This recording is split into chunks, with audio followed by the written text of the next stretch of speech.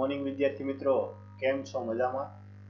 Last લેક્ચરમાં આપણે કાર્ય છે જોયું હતું અને કાર્ય આધારિત અમુક એક્ઝામ્પલ છે એ પણ જોયા હતા. તો કાર્ય કોને કહેવાય? તો કે બળના સ્થાનાંતરની દિશામાંના ઘટક અને સ્થાનાંતરના મૂલ્યના ગુણાકારને આપણે કાર્ય તરીકે છે વર્ણવીએ છીએ. ઓકે, એમને આપણે શું કહીએ છીએ? કાર્ય. જો હવે આપણે એને કાર્ય કહીએ છીએ અને લાસ્ટમાં આપણે કાર્યનું સૂત્ર છે મેળવ્યું હતું. કાર્ય W બરાબર FD cos θ અથવા કાર્ય W બરાબર F into સદિશ D. ઓકે, આ બે માંથી કોઈ પણ સૂત્ર છે તમે યુઝ કરી શકો છો. આ કાર્યનું સૂત્ર છે. સાથે સાથે એમનો એકમ મેળવ્યો હતો. કાર્યનો એકમ આપણને શું મળ્યો તો કે કાર્યનો એકમ મળ્યો તો જૂલ. અથવા આનો સમતુલ્ય એકમ તમે બીજો શું વાપરી શકો? Newton into metre. શું વાપરી શકો? Newton into metre. જ્યાં આપણે એકમની વાત કરીએ એસઆઈ એકમ છે, પણ જો એના બદલે આપણે સીજીએસ એકમની વાત કરીએ તો સીજીએસ એકમ, જો કાર્યનો સીજીએસ એકમ થશે અર્ગ અથવા તો ન્યૂટનનો થશે ડાયન ઇન્ટુ સેન્ટીમીટર. આ એનો સીજીએસ એકમ છે. તો આપણને એસઆઈ એકમ અને સીજીએસ એકમ વિશેનો ખ્યાલ છે હોવો જોઈએ. જો કે આમ આપણે એકમ અને પરિમાણમાં બે વચ્ચેનો સંબંધ છે મેળવ્યો હતો, પણ ફરી પાછું એકવાર મેળવી લઈએ કે એક ડાયન બરાબર એક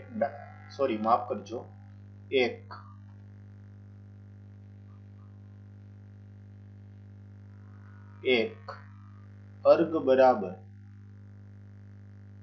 એક ડાયન ઇન્ટુ સેન્ટીમીટર થશે. હવે એક ડાયન એટલે 10⁻⁵ ન્યૂટન થશે ને, 10⁻⁵ ન્યૂટન ઇન્ટુ એક સેન્ટીમીટર એટલે 10⁻² મીટર. ઓકે, કહી શકાય કે નહીં? જાણો છો ને? તો આ બે કેટલું થઈ જશે? 10⁻⁷. આ એકમ કયું આવી ગયો? Newton into metre. અને ન્યૂટન ઇન્ટુ મીટર ને બદલે તમે શું લખી શકો? જૂલ. તો એક અર્ગ બરાબર 10⁻⁷ જૂલ. આ છે આપણને સંબંધ મળી ગયો. ઓકે, અથવા આના કરતા ઊંધું તમે આમ લખી શકો કે એક જૂલ બરાબર 10⁷ અર્ગ. બે માંથી કોઈ પણ આ સંબંધ છે આપણને ખાસ છે યાદ રહેવો જોઈએ, આપણને આવડવો જોઈએ. ઓકે, બીજું જે આપણે આ કાર્ય મેળવ્યું ને એ અચળ બળ દ્વારા મેળવ્યું. કેવું મેળવ્યું? અચળ બળ દ્વારા. કેમ કે બળ છે સમગ્ર પ્રક્રિયા દરમિયાન, સમગ્ર જે મુસાફરી કરીએ છીએ, જે પણ કાર્ય થાય છે એમાં છે બળ અચળ હતું. જો બળ છે બદલાતું હોય તો એને ચલ બળ દ્વારા થતું કાર્ય કહેવાય, અને એનો અભ્યાસ છે આપણે આગળ કરીશું. સાથે સાથે એવું જરૂરી નથી કે દરેક વખતે તમને બળના છે મૂલ્ય જ આપી દે. ધારો કે જો આપણે એક ચર્ચા કરીએ, ધારો કે તમને કોઈ બળ છે એ બળ સદિશ સ્વરૂપે આપેલું છે. તો બળ સદિશ સ્વરૂપે એટલે આ રીતે આપે: Fxi plus Fy plus Fz. આ છે તમને બળ આપેલું છે. અને જે સ્થાનાંતર મળે છે, સ્થાનાંતર આવી રીતે મળે છે: dxi plus dyj plus dz. Okay, આ તમારી પાસે બળ અને સ્થાનાંતર છે. તો હવે તમારે આ રીતે કોઈ ભૌતિક રાશિ આપેલી છે અને આનું કાર્ય તમારે મેળવવું છે. તો કાર્ય W બરાબર થશે શું થશે? તો કે x વાળું, તો i cap into i cap. Dot ગુણાકારમાં સમાન દિશામાંના સદિશો છે એનો જ માત્ર ગુણાકાર થાય. લંબ દિશામાંના ઘટકો છે શું થઈ જાય? નાબૂદ થઈ જાય. તમે જાણો છો કે i cap dot i cap તો 1 થશે, j cap dot j cap તો 1 થશે. પણ જો આ રીતે આવ્યું તો j cap dot i cap, તો એનું મૂલ્ય કેટલું થઈ જાય છે? 0 થઈ જાય છે. અને એ આપણે ચેપ્ટર નંબર 4 માં સદિશ ચેપ્ટરમાં ખૂબ સારી રીતે સમજ્યા. તો આ જે કાર્ય મળશે, આ કાર્ય શું મળશે? fx into dx plus fy into dy plus fz into dz. Okay, આટલું કાર્ય છે આપણને મળશે. જો આ જે માહિતી છે એને હું અહીંથી રિમૂવ કરી દઉં છું. તો આટલું કાર્ય છે આપણને મળે. સમજાણું? તો આ રીતે પણ તમે ધારો કે કોઈ સદિશ રાશિ આપેલી છે અને આ સદિશ પરથી એનું મૂલ્ય મેળવવાનું થયું તો તમે આ સૂત્ર છે, આ સૂત્રનો યુઝ કરી અને તમે કાર્ય મેળવી શકો છો. તો ઓકે, તમને આ માહિતી છે સમજ આવી ગઈ હશે. એટલું નોટ ડાઉન કરો, પછી છે આપણે આગળ વધીએ. ચાલો જો હવે આ જે કાર્યનો ટોપિક ભણેલા છે એને આધારિત ઉદાહરણ 3 છે. આ શું છે? ઉદાહરણ 3. ટેક્સ્ટ બુકનું ઉદાહરણ 3 છે, એનો અભ્યાસ કરીએ. જો રકમ હું રીડ કરું છું. એક સાયકલ સવાર 10 મીટર અંતર ઘસડાઈને સ્થિર થાય છે. કેટલું અંતર? 10 મીટર અંતર ઘસડાઈને સ્થિર થાય છે. આ ઘટના દરમિયાન રસ્તા વડે સાયકલ પર લાગતું બળ 200 ન્યૂટન છે. કોના વડે? જોજો, સમજો, કોના વડે અને કોના પર. કાર્ય એ જ અગત્યનું છે. તો કોને છે? રસ્તા વડે સાયકલ પર લાગતું બળ 200 ન્યૂટન. બળની ગતિની વિરુદ્ધ દિશામાં લાગે છે. તો પહેલું, રસ્તા વડે સાયકલ પર કેટલું કાર્ય થયું હશે અને સાયકલ વડે રસ્તા પર કેટલું કાર્ય થયું હશે, બંને છે આપણે મેળવવાના છે. જો પહેલી વાત, ધારો કે આ સાયકલ છે. બહુ ભાઈ દોરતા નહીં આવડે, પણ આપણે આ સમજીએ કે આ સાયકલ છે. ઓકે, અને આ સાયકલ છે, આ દિશામાં જાય છે. સાયકલ આ દિશામાં ગતિ કરે છે. આ શું છે? સાયકલ છે. તો એમ આપણને અહીંયા ચોખવટ પાડી છે કે આ ઘટના દરમિયાન રસ્તા વડે સાયકલ પર બળ લાગે છે. રસ્તા વડે સાયકલ પર લાગતું બળ એ ગતિની વિરુદ્ધ દિશામાં છે. એટલે અહીંયા આ સમસ્થિતિ રસ્તો હશે. તો આ રસ્તા વડે સાયકલ પર જે બળ લાગે છે ને એ ગતિની વિરુદ્ધ દિશામાં છે. કઈ દિશામાં છે? ગતિની વિરુદ્ધ દિશામાં. ઓકે, જો ધ્યાન આપજો. એ બળ છે એ ગતિની વિરુદ્ધ દિશામાં હોવાથી આ બળને છે આપણે અહીંથી આમ દર્શાવશું. આ બળને હું કહું છું F. કયું બળ? F. તો અહીંયા લખું કે પહેલું એ રસ્તા વડે સાયકલ પર કરેલ કાર્ય W બરાબર, જો બળ કઈ બાજુ છે? આ બળ છે આ દિશામાં, સ્થાનાંતર આ દિશામાં થાય છે અને સ્થાનાંતર થાય છે કેટલું? તો કે અહીંથી લઈ અને 10 મીટર જેટલું અને આ પોઝિશન ઉપર પહોંચે છે. તો આવું ક્યારેય બને? રસ્તા વડે સાયકલ પર વિરુદ્ધ દિશામાં લાગે બળ? તો કે હા, ઘર્ષણ બળ હોય. ઘર્ષણ શું કરતું હોય છે? ગતિનો વિરોધ કરતું હોય છે અને ઘર્ષણ બળ વડે જે ગતિનો વિરોધ થાય છે એ બળ હંમેશા ગતિની વિરુદ્ધ દિશામાં જ લાગે. તો કાર્યની વ્યાખ્યા અનુસાર કાર્ય બરાબર બળ ગુણ્યા સ્થાનાંતર ઇન્ટુ કોસ થીટા. અહીં થીટા બરાબર કેટલું મળી જશે? પાઈ અથવા તો 180 ડિગ્રી. સમજાય છે? કેટલું આવવાનું છે? 180 ડિગ્રી આવશે. ચાલો, બળનું મૂલ્ય કેટલું આપેલું છે? 200 ન્યૂટન ગુણ્યા સ્થાનાંતર કેટલું છે? 10 ઇન્ટુ કોસ 180. કોસ 180 ની કિંમત કેટલી થશે? -1. તો -2000 જૂલ જેટલું કાર્ય થશે. કેટલું થશે? 2000 જૂલ જેટલું કાર્ય થશે. કોના વડે? તો કે રસ્તા વડે સાયકલ પર થતું કાર્ય છે આપણને મેળવવાનું કીધું હતું. આ આન્સર ઓફ A છે. ઓકે, હવે નેક્સ્ટ, સાયકલ વડે રસ્તા પર કેટલું કાર્ય થયું હશે? સાયકલ રસ્તા પર કેટલું કાર્ય કરશે? જો સાયકલ ચલાવો છો તમે તો સાયકલને કારણે રસ્તો છે અંદર દબાય છે? તો કે ના. અથવા તો એ બળના કારણે એ રસ્તો છે એ સ્થાનાંતર અનુભવે છે. રસ્તો એની જગ્યાએથી ક્યાંય હલવાનો નથી. સમજાય છે? એટલે આ એક મેન ડિફરન્સ છે. તો તમે એમ કહી શકો કે ન્યૂટનની ગતિના ત્રીજા નિયમ પરથી રસ્તા વડે, હું અહીંયા ડાયરેક્ટ પહેલો જ ઉલ્લેખ કરી દઉં છું, આપણે એની ચર્ચા કરી લઈએ. ન્યૂટનની ગતિના ત્રીજા નિયમ પરથી રસ્તા વડે સાયકલ પર જેટલું બળ લાગે ને એના કરતા વિરુદ્ધ દિશાનું બળ છે કોના વડે લાગશે? સાયકલ દ્વારા રસ્તા પર લાગતું બળ F બરાબર 200 ન્યૂટન. કઈ દિશામાં? તો કે સાયકલની ગતિની દિશામાં લાગશે. ક્યાં લાગશે? સાયકલની ગતિની દિશામાં આટલું બળ છે લાગશે. ઓકે, કોના નિયમ અનુસાર? ન્યૂટનની ગતિના ત્રીજા નિયમ અનુસાર રસ્તા વડે સાયકલ પર જેટલું બળ લાગે ને એટલું સાયકલ વડે રસ્તા ઉપર બળ લાગવાનું છે. એક જ બળ અલગ અલગ પેરના છે આપણે દર્શાવ્યા.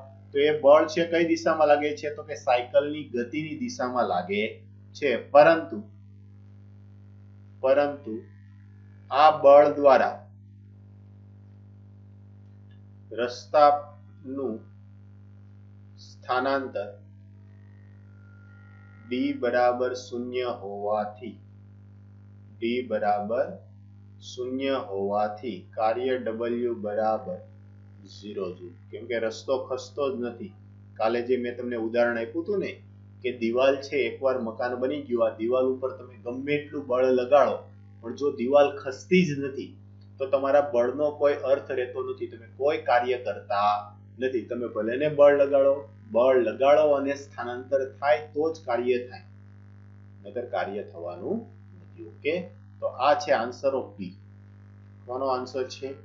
બી નો આન્સર. તો બંને પ્રશ્નના જવાબ છે આપણને મળી ગયા છે. ઓકે, તો ચાલો આમને નોટ ડાઉન કરો. બંને વસ્તુ તમને હવે ખ્યાલ આવી ગઈ હશે. અહીંયા જે ઋણ ચિહ્ન છે, ઋણ ચિહ્ન એ શું બતાવે છે? કે ઋણ ચિહ્ન છે એ સાયકલની ગતિ ઉર્જામાં ઘટાડો બતાવે. સાયકલ ધીમે ધીમે છે શું થઈ જશે? ઊભી રહી જશે. અથવા તો તમે એમ કહી શકો કે ગતિની વિરુદ્ધ દિશામાં જે પણ કાર્ય થાય છે એ કાર્ય છે ઋણ મળતું હોય છે. આ ઋણ કાર્યને કારણે પદાર્થ છે એની ઉર્જામાં છે વધારો થતો હોય છે, અને જો ધન કાર્ય થાય તો એની ઉર્જામાં ઘટાડો થતો હોય છે. તમે આગળ કાર્ય ઉર્જા પ્રમેય ભણશો એટલે તમને એનો ખ્યાલ આવી જશે. ચાલો નોટ ડાઉન કરો, પછી આગળનો ટોપિક જોઈએ કે બળ વિરુદ્ધ સ્થાનાંતરનો આલેખ હોય તો એના ઉપરથી કાર્ય છે આપણે કઈ રીતે મેળવી શકીએ. નોટ ડાઉન કરો. ઓકે, ચાલો તો તમે નોટ ડાઉન કરી લીધું છે. હવે નેક્સ્ટ જોવાનું છે બળ વિરુદ્ધ જો સ્થાનાંતરનો જો આલેખ હોય તો બળ વિરુદ્ધ સ્થાનાંતરના આલેખ પરથી આપણને જે એનો ભાગ જે ક્ષેત્રફળ અંતરાય છે, ક્ષેત્રફળ છે આપણને કાર્યનું મૂલ્ય છે આપતું હોય છે. તો એ કઈ રીતે? તો જો જે કાર્યનું સમીકરણ છે, અચળ બળ દ્વારા થતું કાર્યનું સમીકરણ, કાર્ય W બરાબર બળ ઇન્ટુ સ્થાનાંતર FD cos θ. જો આને મૂલ્યના સ્વરૂપમાં લખીએ તો બળ અને સ્થાનાંતર એક જ દિશામાં હોય તો F ઇન્ટુ D, એટલે બેવનો ગુણાકાર જ લેવાનો છે. તો આના માટે આપણે આ રીતે સમજી શકીએ. જોજો, ધ્યાન આપજો. ધારો કે એક જ મિનિટ, જો આ રીતે સમજી શકીએ,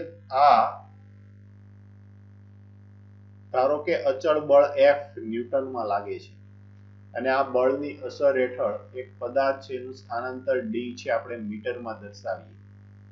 ઓકે, અને આનો જો તમે ગ્રાફ જુઓ તો ગ્રાફ છે કંઈક, ધારો કે આ ભાગ દ્વારા ઘેરાયેલો ભાગ છે આટલો આવતો હોય તો આ ભાગનું તમે જો ક્ષેત્રફળ કાઢી લો તો આ ક્ષેત્રફળ કાઢો તો ક્ષેત્રફળમાં આપણે શું કરીએ છીએ? ક્ષેત્રફળમાં O છે, આ બિંદુ A છે, આ B છે અને આ C છે. આ ધારો કે ચોરસ છે અથવા તો લંબચોરસ છે, તો આ લંબચોરસનું ક્ષેત્રફળ આપણે કઈ રીતે કરીએ છીએ? તો કે ક્ષેત્રફળ બરાબર લંબાઈ ગુણ્યા પહોળાઈ. ઓકે, હવે લંબાઈ ગુણ્યા પહોળાઈ, લંબાઈ કેટલી છે? OA અને પહોળાઈ કેટલી છે? OC. તો આ રીતે તમને ક્ષેત્રફળ મળે. તો ક્ષેત્રફળમાં જુઓ OA બરાબર તમારું શું છે? સ્થાનાંતર. અને OC બરાબર તમારું શું છે? બળ. તો આ એક શોર્ટ તમને F ઇન્ટુ D મળ્યું. તો આ ભાગ દ્વારા ઘેરાયેલો ભાગનું જે ક્ષેત્રફળ છે તમને શું આપતું હોય છે? W, એટલે કે કાર્ય આપતું હોય છે. ઓકે, તો આ રીતે તમારે કોઈ પણ જો બળ વિરુદ્ધ સ્થાનાંતરનો આલેખ આપેલો છે તો એ આલેખ દ્વારા ઘેરાયેલા ભાગનું ક્ષેત્રફળ લેશો તો તમને કોનું મૂલ્ય આપશે? કાર્યનું મૂલ્ય આપશે. ઓકે, આશા રાખું છું કે તમને એ વસ્તુ છે સમજાઈ ગઈ હશે. જો સમજાઈ ગઈ છે તો તમારા માટે એક દાખલો છે ગણવા માટે. ચાલો એ ગણીએ. પહેલા આ વાત છે નોટ ડાઉન કરો. ચાલો, જો આ જે દાખલો છે આપણા માટે એ છે ઉદાહરણ 5. ઉદાહરણ 5 નો આ દાખલો છે અને પ્રશ્ન કંઈક આ પ્રમાણે છે કે રેલવે પ્લેટફોર્મની ખડબચડી સપાટી પર એક બેન પતરાની પેટી ઘસેડે છે. તેણી 10 મીટર અંતર સુધી 100 ન્યૂટન બળ લગાડે છે. ત્યારબાદ થાકની માત્રા વધતા તેમણે લગાડેલ બળ રેખીય રીતે ઘટીને 50 ન્યૂટન થાય છે. પતરાની પેટીએ કાપેલું અંતર છે, કુલ અંતર 20 મીટર છે. તો બેને લગાડેલ બળ અને 50 ન્યૂટન જેટલા ઘર્ષણ બળ વિરુદ્ધ સ્થાનાંતરના આલેખ દોરો અને બંને બળો વડે 20 મીટર સુધી કેટલું કાર્ય થયું હશે. જોજો શું કેવી સપાટી છે, ખડબચડી સપાટી છે. અહીંયા હું નોટ કરું, ખડબચડી સપાટી પર એક બેન પતરાની પેટીને ઘસેડે છે, 10 મીટર સુધી શું કરે છે, 100 ન્યૂટનનું બળ લગાડે છે. તમને અહીંયા કીધું છે કે બળ વિરુદ્ધ સ્થાનાંતરનો આલેખ છે તમારે દર્શાવવાનો છે. તો જો આલેખ દર્શાવીએ, પેલા આ આલેખ છે આપણે અહીંથી આ રીતે દર્શાવશું. ઓકે, આલેખ છે કંઈક આ રીતે દર્શાવશું આપણે.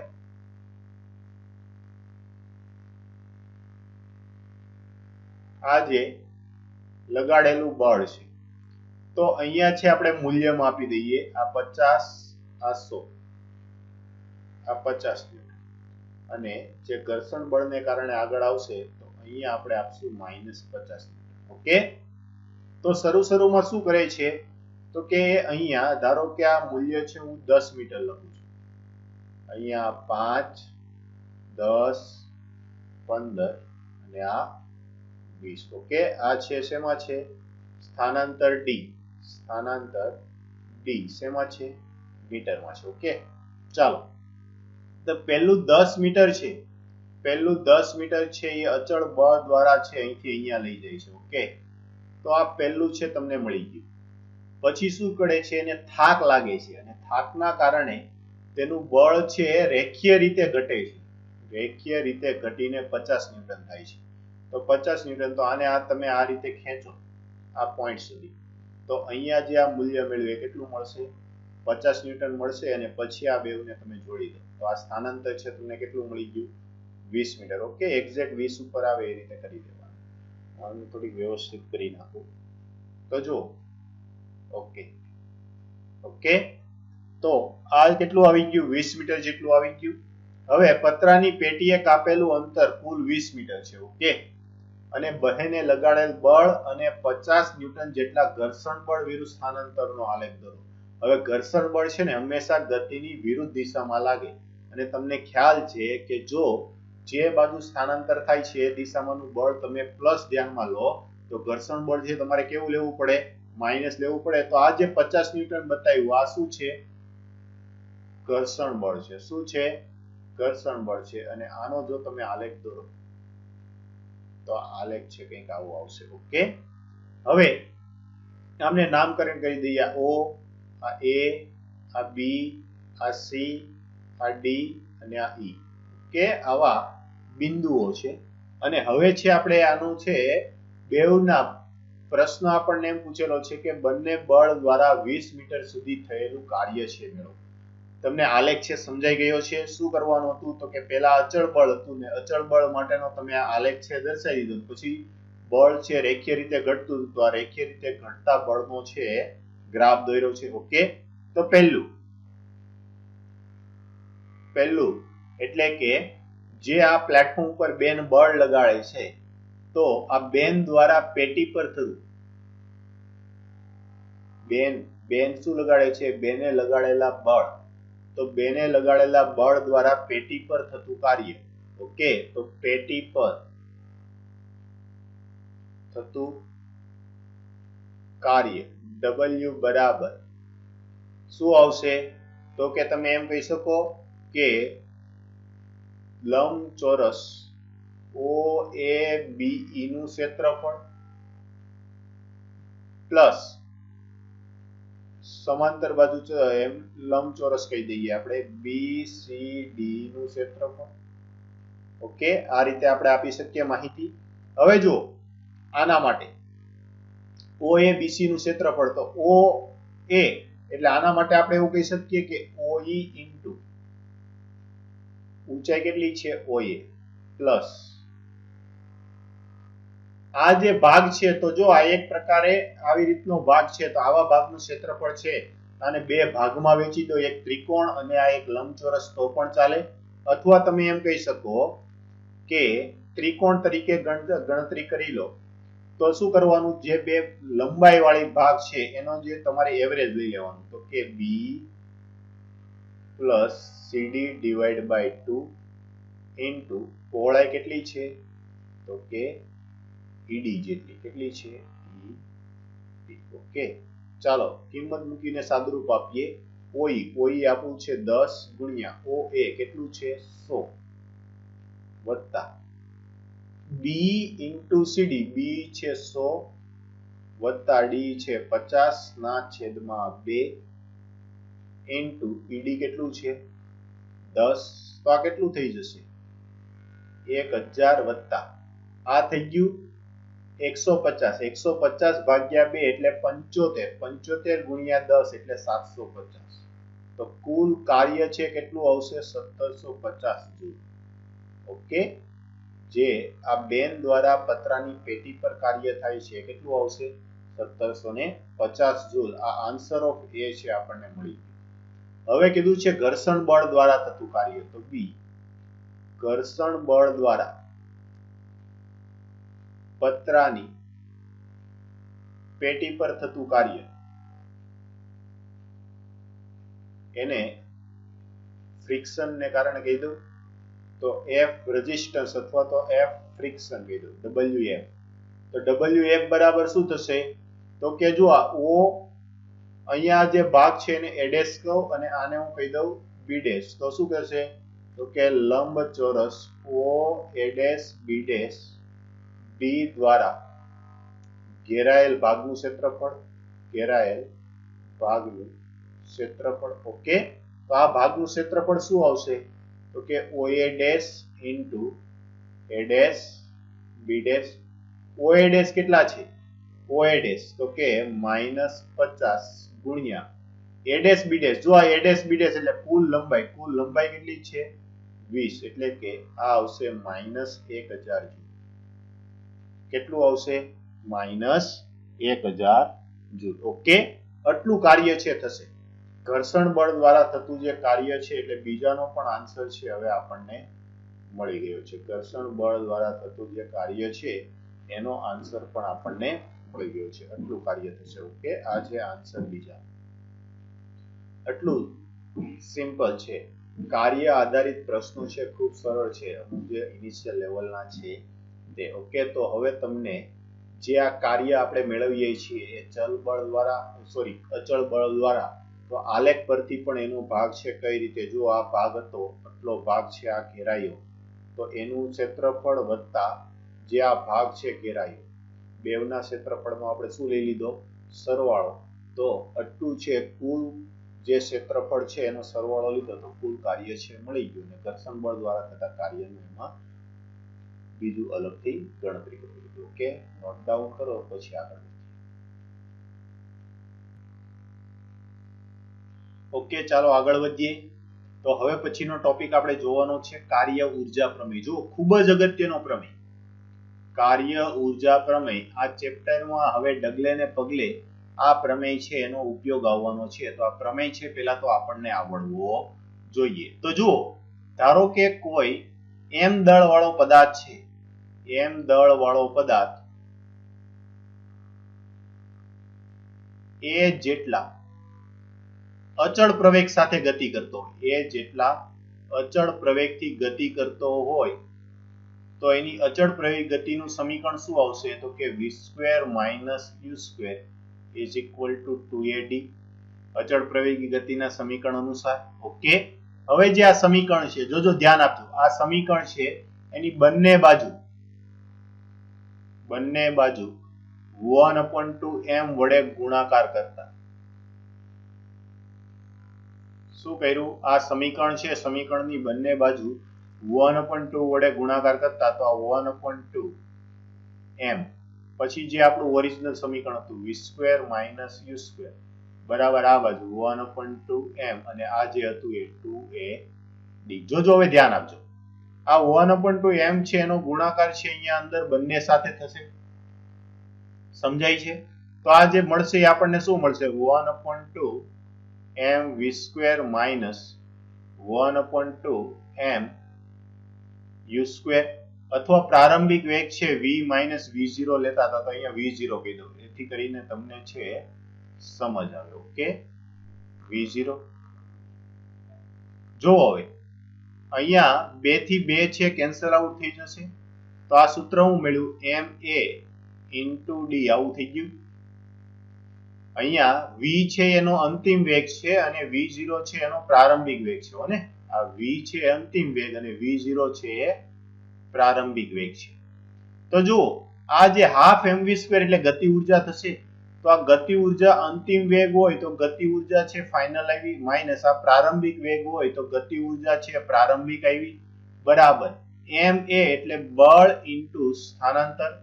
તો આ શું થઈ ગયું? ડેલ્ટા k બરાબર w બળ ગુણ્યા સ્થાનાંતર, અથવા તમે એમ લખી શકો k final minus k initial બરાબર કાર્ય ઉર્જા પ્રમેય અનુસાર ગતિ ઉર્જામાં થતો ફેરફાર એ તમને શું થશે? તો કે જે ચોખ્ખું બળ લાગે છે તેના દ્વારા થતા કાર્ય બરાબર હોય છે. જો ગતિ ઉર્જામાં થતો ફેરફાર જ થયો ને, પદાર્થની ગતિ ઉર્જામાં થતો ફેરફાર એ પદાર્થ પર લાગતા ચોખ્ખા બળ દ્વારા થતા કાર્યના મૂલ્ય બરાબર હોય છે, અથવા તો કાર્ય બરાબર હોય છે. તો આ છે કાર્ય ઉર્જા પ્રમેય, ખૂબ જ અગત્યનો પ્રમેય.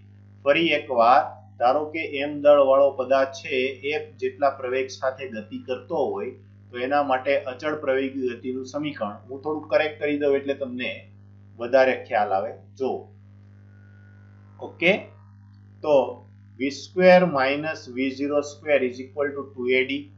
તેવું જ કરેક્શન છે અહીંયા પણ છે, તો અહીંયા પણ હું કરી દઉં છું. ઓકે, તો આ શું થઈ જશે? v² minus v0². બંને બાજુ 1/m વડે ગુણ્યું એટલે ગતિ ઉર્જા વાળા સૂત્રો આવી ગયા, અને ગતિ ઉર્જામાં થતો ફેરફાર છે એ જ આપણને શું હોય છે? કાર્ય જેટલો હોય છે. તો પ્રમેય છે, પ્રમેયની વ્યાખ્યા આપું છું. જોજો, જે આ પ્રમેય છે, પ્રમેયને હું વ્યાખ્યા સ્વરૂપે છે રજૂ કરું છું. તો એમ કહી શકીએ કે કણની ગતિ ઉર્જામાં થતો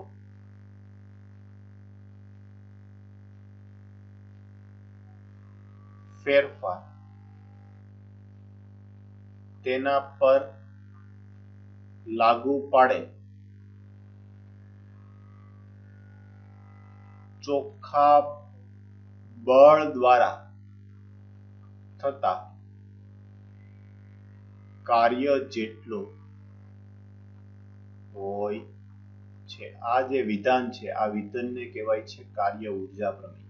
શું કહેવાય? કણની ગતિ ઉર્જામાં થતા ફેરફાર તેના પર લાગુ પાડેલા ચોખ્ખા બળ દ્વારા થતા કાર્ય જેટલો હોય છે. જે નેટ, ચોખ્ખું એટલે નેટ ફોર્સ જે લાગે છે, નેટ ફોર્સ દ્વારા જે પણ કાર્ય થશે એ કાર્ય જેટલું જ હોય છે. ઓકે, તો એકદમ સિમ્પલ છે. ગતિ ઉર્જામાં થતો ફેરફાર ડેલ્ટા k બરાબર w. અમને નોટ ડાઉન કરો, પછી આપણે આગળ વધીએ. ઓકે, ચાલો તો કાર્ય ઉર્જા પ્રમેય આધારિત દાખલાઓ છે જોઈએ. તો એમાં હવે આપણે જોવાનું છે ઉદાહરણ નંબર 2. ખૂબ જ સરસ મજાનો પ્રશ્ન છે, સમજવા જેવો, અને આવો પ્રશ્ન છે પરીક્ષામાં પૂછાતો હોય તો આપણા માટે ઇમ્પોર્ટન્ટ પણ ખરો. ઓકે, ચાલો પ્રશ્ન છે, હું રકમ રીડ કરું છું. આપણે જાણીએ છીએ કે વરસાદનું ટીપું નીચે તરફ લાગતા ગુરુત્વાકર્ષણ બળ અને વિરુદ્ધ દિશામાં લાગતા અવરોધક બળની અસર હેઠળ પડે છે. અવરોધક બળ ટીપાની ઝડપના સમપ્રમાણમાં છે, જે સામાન્ય રીતે જાણી શકાતું નથી. ધારો કે 1 ગ્રામ દળનું એક ટીપું 1 કિલોમીટરની ઊંચાઈથી પડે છે, તો એ જમીન પર 50 મીટરના પર સેકન્ડની ઝડપથી સ્પર્શે છે. તો ગુરુત્વાકર્ષણ બળ વડે થતું કાર્ય અને અજ્ઞાત વિરોધક બળ દ્વારા થતું કાર્ય. જો સોલ્યુશન આપીએ એ પહેલા જે માહિતી આપેલી છે એમને નોટ ડાઉન કરી લઈએ. તો અહીંયા જે ઊંચાઈ આપેલી છે, ઊંચાઈ h બરાબર 1 કિલોમીટર બરાબર 1000 મીટર. ઓકે, h નું મૂલ્ય આપી દીધું છે. સાથે સાથે ટીપું છે પડે છે એટલે પ્રારંભિક ઝડપ v0 બરાબર 0 મીટર પર સેકન્ડ. અંતિમ ઝડપ આપી દીધી, કેટલી આપેલી છે? 50 મીટર પર સેકન્ડ. એમનું દળ આપી દીધું છે, m બરાબર 1 ગ્રામ, અને 1 ગ્રામ છે તો 10⁻³ કિલોગ્રામ થશે એનું દળ. ઓકે, તો હવે અલગ અલગ બે કેસ છે અને બંને કેસો માટે આપણે પ્રશ્ન છે એ ઉકેલીએ. તો જો અહીંયા હું દર્શાવવા માટે પ્રયત્ન કરું છું. આ વરસાદનું ટીપું છે. વરસાદના ટીપાનું વજન બળ કઈ દિશામાં હશે? નીચે તરફ. તો વરસાદનું ટીપાનું વજન બળ નીચે તરફ હોવાથી નીચે તરફ છે એ ગતિ કરશે. કઈ બાજુ ગતિ કરશે? નીચે તરફ. તો આ જે ઊંચાઈ આપેલી છે, આ ઊંચાઈ આપણને ઓલરેડી આપી દીધી, h બરાબર 1 કિલોમીટર. અને અહીંયા નીચે શું છે? જમીન છે. ઓકે, આ જમીન પર છે વરસાદનું ટીપું પડે છે. જ્યારે વરસાદનું ટીપું જમીનને સ્પર્શે આ સમયે એની ઝડપ છે v અથવા v ફાઇનલ કહીએ અથવા તો v કહીએ, એ છે 50 મીટર પર સેકન્ડ. અને એની પ્રારંભિક ઝડપ v0 બરાબર v ઇનિશિયલ. અને આ જે અહીંયા છે પ્રારંભિક ઝડપ છે 0 મીટર પર સેકન્ડ. તમારે કાર્ય મેળવવું છે. તમારી પાસે બંને ઝડપો આપેલી છે, એમનું દળ છે, તો ગતિ ઉર્જામાં થતો ફેરફાર છે તમને મળી જશે. સમજાય છે? શું મળી જશે? ગતિ ઉર્જામાં થતો ફેરફાર. તો પહેલું કામ એ કરો, ટીપાની ગતિ ઉર્જામાં થતો ફેરફાર. ગતિ ઉર્જામાં થતો ફેરફાર શું આવશે? તો કે ગતિ ઉર્જામાં થતો ફેરફાર ડેલ્ટા કે બરાબર કે ફાઇનલ માઇનસ કે ઇનિશિયલ. કે ફાઇનલ બરાબર half mv final square minus half mv initial square. Okay, તો 1/2. દળ કેટલું છે? 10⁻³ કિલોગ્રામ એટલે 1 ગ્રામ. અને અંતિમ ઝડપ કેટલી છે? 50 નો વર્ગ. 50 નો વર્ગ કરશો એટલે 2500. 2500 ભાગ્યા 2 એટલે 1250. બીજું આ જોઈએ, પ્રારંભિક ઝડપ તો કેટલી છે? 0 છે. ઓકે, તો આ જે તમે સાદરૂપ આપશો, આમનું જે તમે સાદરૂપ આપશો, તો આ સાદરૂપ છે તમને કેટલું મળશે? ગતિ ઉર્જામાં થતો ફેરફાર. તો ગતિ ઉર્જામાં થતો ફેરફાર હાફ 10⁻³ 2500 ભાગ્યા 2 એટલે 1250. ઓકે ઓકે, 1 જ ગ્રામ આપેલું છે. તો આ કેટલું આવી જશે? 1250 ગુણ્યા 10⁻³. તો ગતિ ઉર્જામાં થતો ફેરફાર આવશે 1.25 જૂલ. ગતિ ઉર્જામાં થતો ફેરફાર છે આવી. ઓકે, હવે આપણે શું કરીએ? તો કે ગુરુત્વાકર્ષણ બળ. તો ગુરુત્વાકર્ષણ બળના કારણે આ ટીપું છે કઈ બાજુ આવે છે? નીચે તરફ. અને સ્થાનાંતર પણ કઈ બાજુ થાય છે? નીચે તરફ જ થાય છે. તો આના માટે પહેલું એ કાર્ય ઉર્જા પ્રમેય અનુસાર કણની ગતિ ઉર્જામાં થતો ફેરફાર, ગતિ ઉર્જામાં થતો ફેરફાર ડેલ્ટા કે બરાબર W. તેથી W બરાબર કેટલું આવશે? 1.25 જૂલ. ઓકે, ચાલો આગળ વધીએ. હવે બીજું કીધું છે આ કાર્ય છે કેવું? તો કે જો બળ પણ નીચે તરફ, સ્થાનાંતર પણ નીચે તરફ, તો આ કાર્ય છે કેવું મળવાનું છે? પોઝિટિવ મળશે. પછી બી કીધું છે અજ્ઞાત અવરોધક બળ દ્વારા. તો સ્વાભાવિક છે આ વરસાદનું ટીપું નીચે પડે છે તો એના તરફ અવરોધક બળ જે લાગશે ને, એફ ફ્રિક્શન, એર ફ્રિક્શન ને કારણે, તો એફ છે એ વિરુદ્ધ દિશામાં હશે.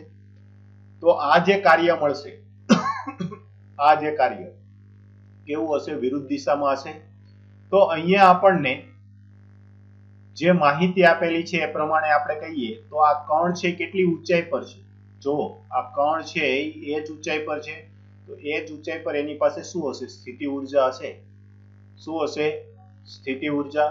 તો જો હું ગુરુત્વ પ્રવેગને હું g લઉં, ગુરુત્વ પ્રવેગને શું લઈએ આપણે? g લઈએ. 1 મિનિટ, આ છે થોડું કરેક્શન છે, હું કરી લઉં. ગુરુત્વ પ્રવેગને આપણે g તરીકે કન્સિડર કરીએ. જોજો, ધ્યાન આપજો. પેલા આટલી માહિતી છે હું પેલા અહીંથી રિમૂવ કરી દઉં.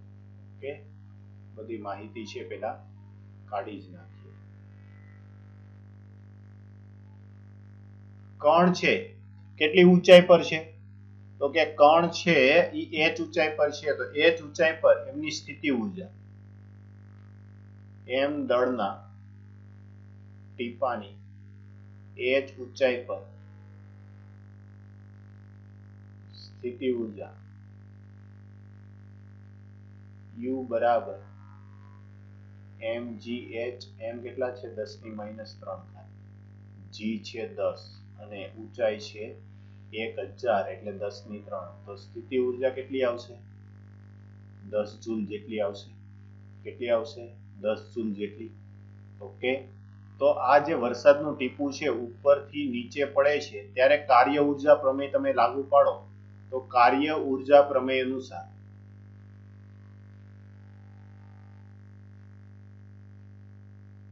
શું થશે તો કે કાર્ય W બરાબર અથવા તો ગતિ ઊર્જામાં થતો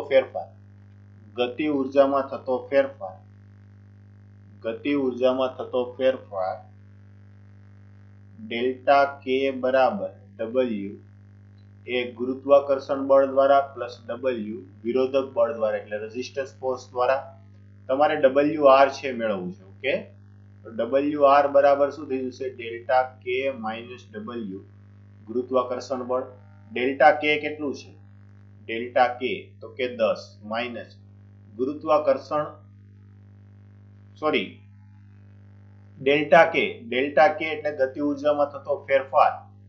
ઊર્જામાં થતો ફેરફાર કેટલો છે 1.25 ઓકે અને આ જે કાર્ય આવશે કેટલું આવશે તો કે આને રિપ્લેસ કરી નાખો આ જે આપેલું છે કેટલું છે તો કે એ છે 1.25 માઇનસ ગુરુત્વા બળ દ્વારા થતું કાર્ય એ કેટલું આવશે g કેમ કે આ કાર્ય છે એની સ્થિતિ ઊર્જા સ્વરૂપે સંગ્રહ પામેલું હશે W ગ્રેવિટેશનલ ઓકે તો જો 1.25 માંથી 10 તો આ જે કાર્ય આવ્યું એ કેટલું આવ્યું -8.75 જૂલ કેટલું આવ્યું 8.75 જૂલ અહીંયા ઋણ ચિહ્ન શું બતાવે છે ઋણ ચિહ્ન છે તેના પર અવરોધક બળ દ્વારા થતું કાર્ય છે એ મૂળ કાર્ય જે પદાર્થના સ્થાનાંતરની વિરુદ્ધ દિશામાં છે એવું સૂચવે છે અહીં ઋણ ચિહ્ન કાર્ય સ્થાનાંતરની વિરુદ્ધ દિશાનું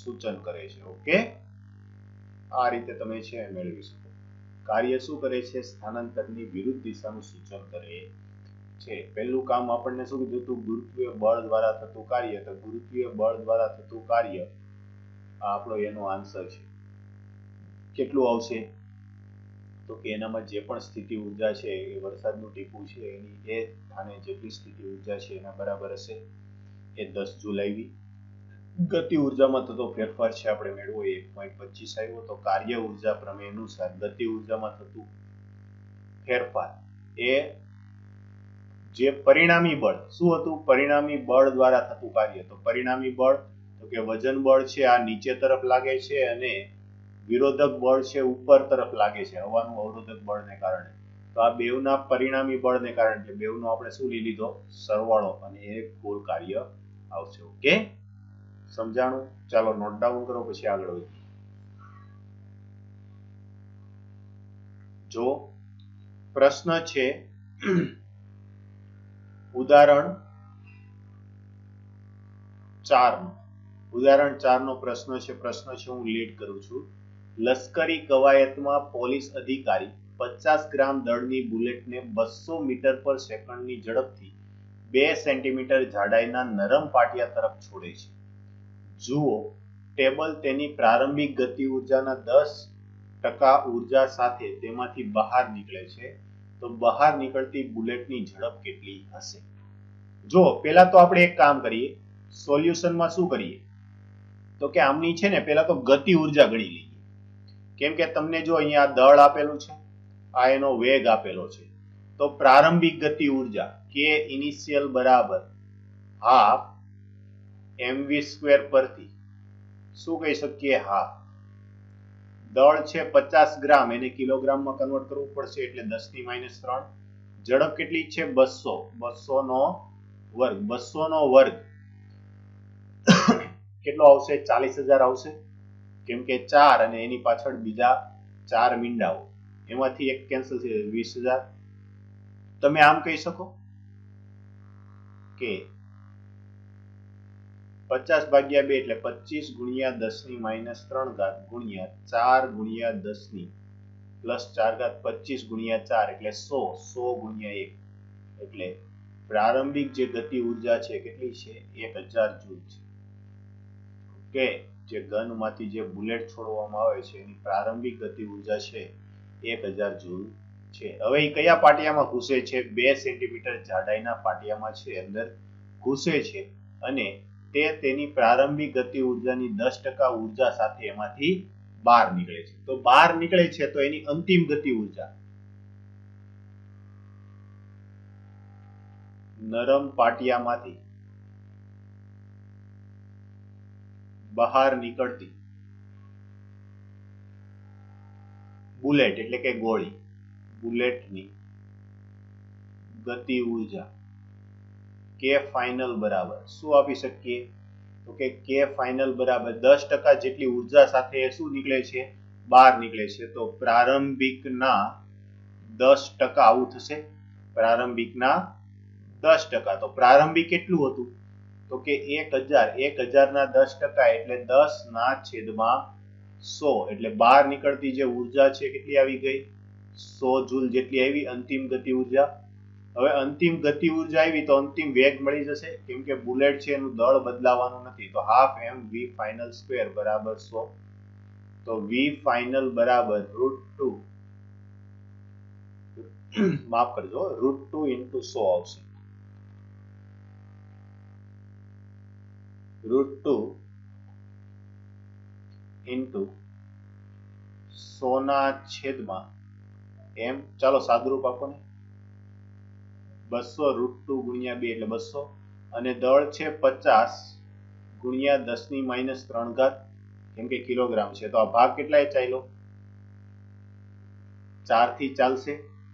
4 હા 50 ગુણ્યા 4 એટલે 4 ગુણ્યા 10 ની માઇનસ 3 ઘાત છે ઉપર જશે તો પ્લસ થઈ જશે. ઉપર જશે તો કેવી થશે? પ્લસ થશે એટલે 40 એટલે કે 4000 થઈ ગયું. કેટલું થઈ ગયું? 4000. હવે 4 નું વર્ગમૂળ ભૂલથી પણ તમે 2 નહીં કાઢતા. 4 નું વર્ગમૂળમાં જો ઘાત છે એની બેકી સંખ્યામાં હોય તો સીધું વર્ગમૂળ નીકળે. પણ અહીંયા કેટલું થશે? તો કે આવું થશે.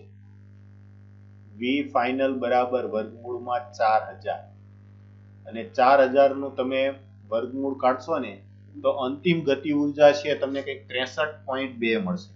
કેટલી મળશે? 63.2 મીટર પર સેકન્ડ. આ છે આપણો આન્સર. એની અંતિમ ગતિ ઉર્જા છે બહાર નીકળતી બુલેટની ગતિ ઉર્જા છે કેટલી હશે? 63.2 મીટર પર સેકન્ડ. આટલી ગતિ ઉર્જા સાથે આ બુલેટ છે બહાર નીકળશે. આ છે આપણો આન્સર.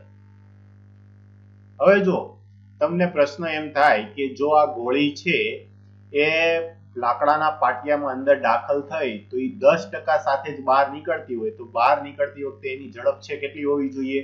200 ના 10% એટલે 20 મીટર પર સેકન્ડ. પણ અહીંયા જો આ જે આપણને આન્સર મળ્યો, આ આન્સર કેટલો મળ્યો? 63.2 એટલે કે કંઈક ડિફરન્સ આવે છે. એનો મતલબ એમ થયો કે આ જે બુલેટ છે એની ગતિ ઉર્જામાં થતો જે ફેરફાર આવ્યો એ કેટલો આવ્યો? તો જો આ એડિશનલ છે, લખવાની આપણે જરૂર હોતી નથી પણ સમજી લઈએ કે ગતિ ઉર્જામાં થતો ફેરફાર. બુલેટ જે છે એને એમ કરીએ ગતિ ઉર્જા કરતા બુલેટના વેગમાં થતો ફેરફાર. વેગમાં થતો ફેરફાર આપણે ટકાવારીમાં લઈએ. શું લઈએ? ટકાવારીમાં. તો કે ડેલ્ટા વી પરસેન્ટેજ બરાબર પ્રારંભિક માઇનસ અંતિમના છેદમાં જે અત્યારે મળી તે અંતિમ. ઓકે, તો પ્રારંભિક કેટલી છે? પ્રારંભિક હતી 200 માઇનસ અંતિમ મળી 63.2 ના છેદમાં 63.2. આ જે પણ આવશે એ શું આવશે? ટકાવારીમાં આવશે. ઓકે, તો આ જે ફેરફાર આવશે ને એ ફેરફાર તકરીબન 68% જેટલો આવશે. કેટલો આવશે? 68% જેટલો. બુલેટના વેગમાં થતો ફેરફાર છે કેટલો મળી ગયો? 68% છે મળ્યો. આ તમને એમ થશે કે સર આ સૂત્ર ક્યાંથી આવ્યું? તો ત્રુટિ વાળું યાદ કરો. કોઈ માપન છે, માપનમાં ત્રુટિ એટલે એના માપનમાં થતા ફેરફારના છેદમાં એનું સાચું મૂલ્ય કેટલું આવ્યું તો કે 63.2. આ સાદુરૂપ આપશો તો 68% જેટલું. એટલે બુલેટના વેગમાં થતો જે ફેરફાર છે, બુલેટના વેગમાં થતો ફેરફાર કેટલો થાય છે? 68%. એની ગતિ ઉર્જામાં ભલે ને 90%નો ફેરફાર થતો હોય, વેગમાં કેટલો? માત્ર 68%નો ફેરફાર થાય છે. ઓકે, તો આવા દાખલાઓ છે, ખાસ કાળજીથી તૈયાર કરજો. આ દાખલો છે એ પણ આપણા માટે અગત્યનો છે. ઓકે, આ પણ આપણા માટે અગત્યનો દાખલો છે, તો આની નોંધ કરજો. ચલો નોટ ડાઉન કરો.